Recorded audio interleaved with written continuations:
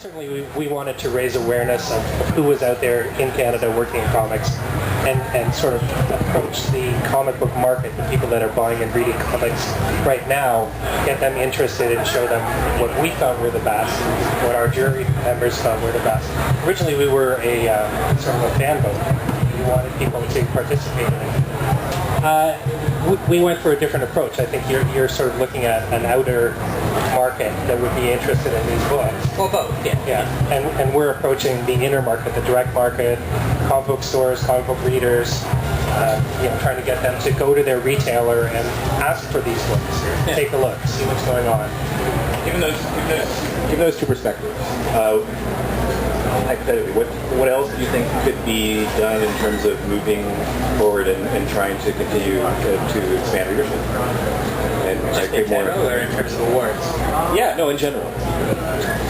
Well, there are things that we're doing with the Schusters where we've got a list of active Canadian creators on the website.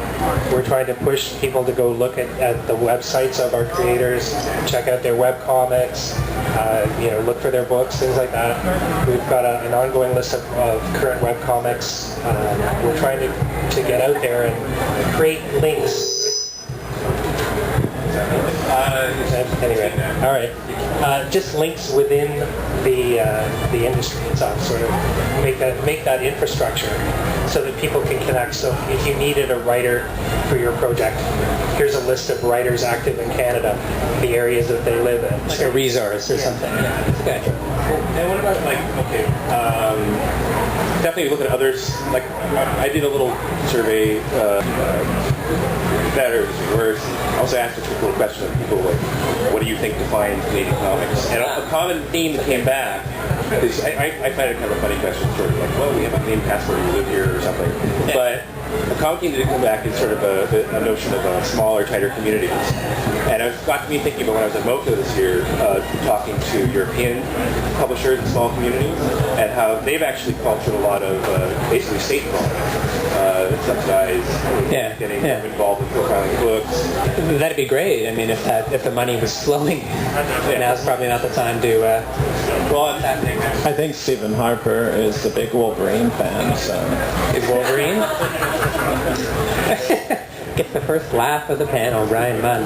I think this is a little off base, but you mentioned community. I think the best possible thing that any kind of awards event can do is, one, help certain people and books or whatever stand out from the pack. I think if you look at the Eisner Awards and the Harvey Awards and the Ignatz Awards, which I think were just held last night in Bethesda, they're culling from a huge, when you're going up against Chris Ware or somebody, that's tough competition. So I think these two awards help give that more local, national recognition to these people, And I think as well it helps build community. Mark Glassman from Pages was on our jury a couple of years ago when we were at the award thing afterwards, and he was getting all emotional, and he was saying, what you're doing here is building community and blah blah. And I didn't think of it at the time, but it's true. Like the party afterwards, after you have people, especially with TCAF, people coming in, and that's a really important thing, I think, for people. Cartooning is a pretty solitary practice for a lot of people. So I think the opportunity to get out, whether it's at a Toronto Comic Con or whatever, or today with the Schusters or Word on the Street. This is actually Word on the Street. I was trying to feed you guys.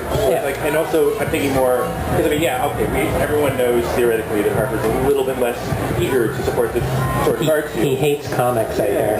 Well, he thinks they're ruining our youth's minds. Sorry, no, what is his quote? But at the same time, you could theoretically do things on a local level, like perhaps more of basically just using things like the awards as a platform to encourage people to do more of this kind of... The stuff I've seen, like the emails I get from just young kids, like kids in high school who are coming up, when they're all full of energy, and I'm doing this comic about how it sucks to be living in my parents' house. My dog's my only friend. Anyway, stuff like that. And you're like, yeah, bring it on. Send it to me. You know, like, of course I want to see all that stuff. And that's fantastic for me as a, you know, I'm a proud Canadian and I'm a huge fan of comics, and that's kind of huge to be able to get comics regularly in the mail from people, you know, unsolicited, saying, hey, can you check this out? I mean, it's fantastic. And like I said, there's tons of comics I would have never read. Do you guys ever think about, like, I mean, obviously the stuff that ends with the awards is kind of profile, but what about sort of doing, I don't know if I've seen you do, you ever post lists of these people sending you books, like what they send you? No, I'd love to do it though. It's just all a time thing, you know. We just need more manpower to get those. I'd love to redesign the website and have a blog going, and volunteers needed. No, it's literally just, it's not, I mean, the people probably don't realize this. The Wright Awards I think we do a fairly good job of presenting a pretty slick event. I think this year was pretty good, and people assume we must have, you know, big bags with dollar signs on them sitting around our houses, like we're all paid, you know, yeah, like Scrooge McDuck, you know. It's more like the Scrooge part, because really there isn't. I mean, I'm sure, unless I've missed something, this is all, you know, this is all volunteer, everybody, from staff to, you know, to everybody, to me. It's all, you're doing it for the sake of doing it, you know. Like, nobody's getting free anything, quite frankly, outside of free comics. We're getting free nothing. Right. You know, with the Schusters, I mean, we don't get paid to do what we do. We do it because we love the work, and we want to get out there and promote comics. That's what we love. Yeah.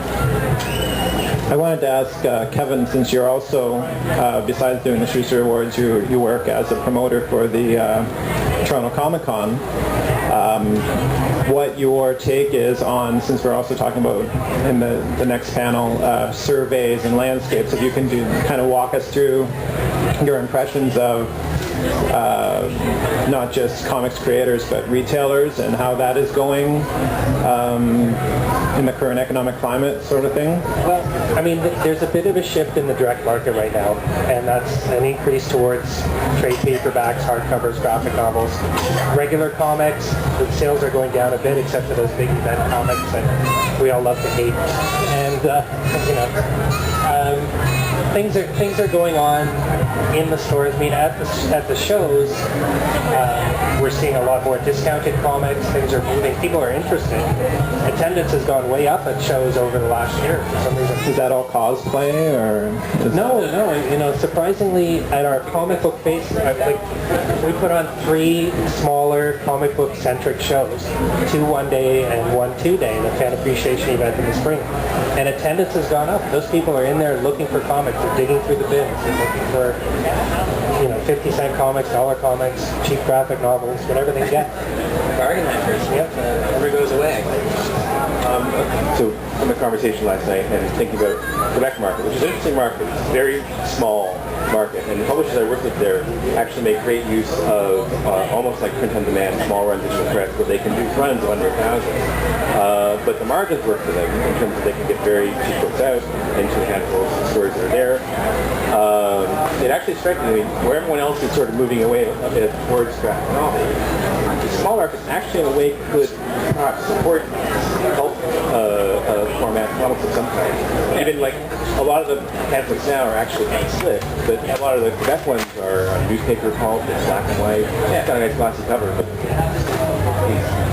Well, I mean, that was, we added a new award this year, the Jean Day Award for Canadian self-publishers, and we were amazed at the quality of work that was coming, that came in. We received 96 entries from people all across the country, from slick-looking trade paperbacks that you would think were published by Dark Horse or Image or one of the major publishers, right down to little staple pamphlets, you know, nice coloring, things like that. Yeah.